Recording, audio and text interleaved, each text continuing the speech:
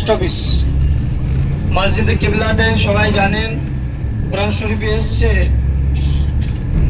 আল্লাহ নবী সাল্লাল্লাহু আলাইহি ওয়াসাল্লাম যখন মসজিদের মধ্যে নামাজ পড়ছিলেন, আসরের নামাজ, এই আসরের নামাজের সময় নবী যখন বসেছিলেন নামাজ পড়ার মধ্যে মধ্যে একটু চিন্তা ভাবনা করছিলেন যে তামাম নবীদের কেবলা ছিল বাইতুল মুকাদ্দাস, যেটা জেরুজালেমে অবস্থিত। আমাদের নবীরও কিছু সময় কেবলা ছিল বাইতুল মুকাদ্দাস।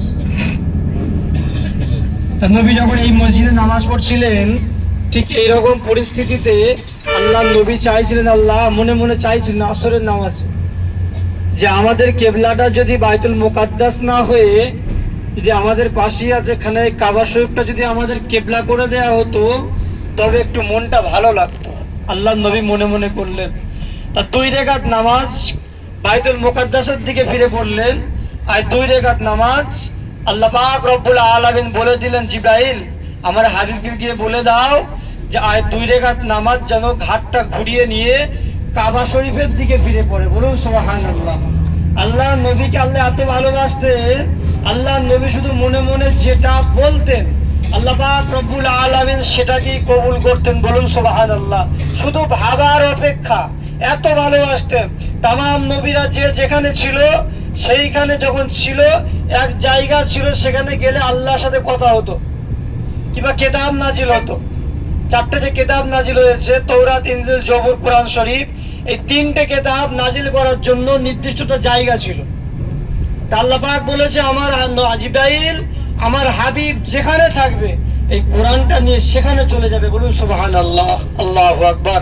তা যাই হোক, সেই নবী আসরের নামাজে 2 রাকাত পড়েছে বাইতুল মুকাদ্দাসের দিকে ফিরে, আর 2 রাকাত শুধু নিয়ত করলেন। আল্লাহ পাক বললেন যে ঘাটটা ঘুরিয়ে নিয়ে পুরো অপোজিট সাইড দেখবেন, যেখানে যাব কেবলা করা আছে, এদিকে আছে বাইতুল মুকাদ্দাস, এদিকে আছে কাবা শরীফ, একদম অপোজিট সাইড। তা নবী যখন 2 রাকাত নামাজ পড়া হয়ে গেল, 2 রাকাত নামাজ পড়া যখন হয়ে গেল, হওয়ার পরে সবাই শোনেন, হওয়ার পরে 2 রাকাতের বেলা যখন জিজ্ঞাসা এসে বলে দিল যে তোমার ঘাটটা ঘুরিয়ে নিয়ে বাকি 2 রাকাত নামাজ কাবার দিকে ফিরে পড়ো।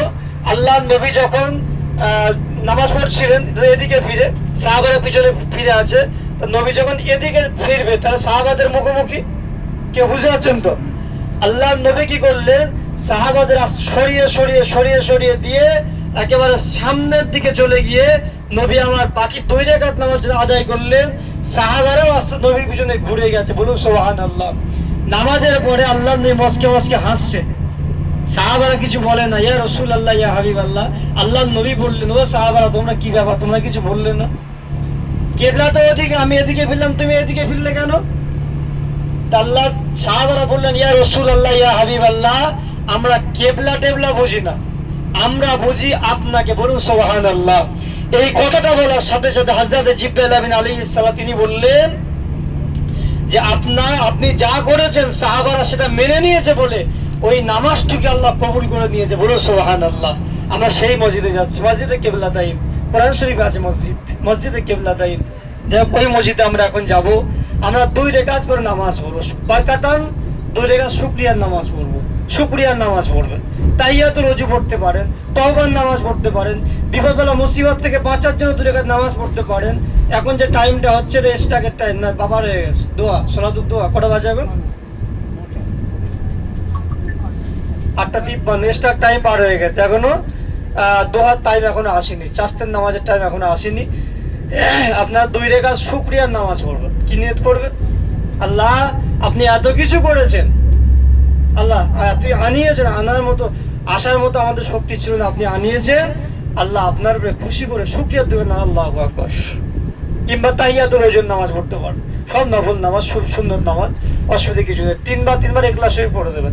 প্রথম রাকাতে ইখলাস শরীফ দেবেন, দ্বিতীয় রাকাতে ইখলাস শরীফ দেবেন। এখান থেকে আমরা যাব মসজিদে কুবা। 2 রাকাত নামাজ পড়লে একটা উমরা হজের সওয়াব তাকে দেওয়া হয়। বলুন সুবহানাল্লাহ। সেখানে আমরা যাব।